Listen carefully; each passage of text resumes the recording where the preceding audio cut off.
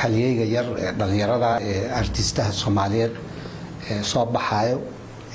uu ajiibay markaan fariin u faray inaan kulanno anoo markaas matalahay wasaaradda waxbarashada ujeedada aan sharma u marti qaaday waxay ahayd marka u horeyso inaan horta barto nin dhalinyaro oo artista oo wanaagsan oo hal abuur leh oo saameyn badan ku leh bulshada Soomaaliyeed khaasatan dhalinyarada inuu yahay horta inaan dadka ka barto aan isbarano marka labaad in aan uga hiiliyo muxuu ahaa warka suuqa loo geliyay oo ah inuu sabab u ahaa imtixaanaadkii dhacay sharma mas'uulka ahaa taas fikir xun buu ahaa fiican ma ahayn waxayna ahayd mid runtii dhaawici karto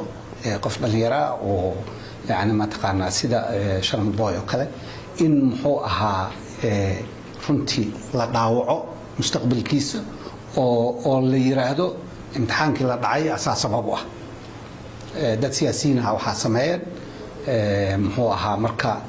تاسنا إنا أوجا هيليو وان شيء إنه سن وحاس وسن سامين كلهن بل سدنا عكلي لا يعرف إنه سامين كياشو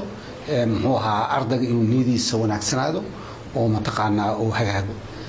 تاسنا قصدي قوينا هاد قصدي كلام حوالي إن أسير لفتك يسان كبر على الجنة إن محوها سامينتي سحوجنا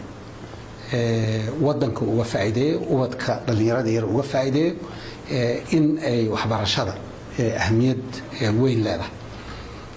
وكبر على الجيل sidoo asiga oo arday wanaagsan oo soo aha ma taqaana ama hadda uu yahay in muxuu ahaa oo inta kalena oo saameyn ku yeesho in iskuulaadkii ku mintidaan waxbarashada ku mintidaan intaana inaan muxuu ahaa asigana aan ku baraarujino ujeedada intaas ahayd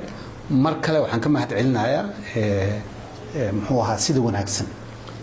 uu soo ajiibay inaan kulanno آدم قام هاد علنايا أدينا نسيبه كله برشة ونعكسن آدم كاج مهد علنايا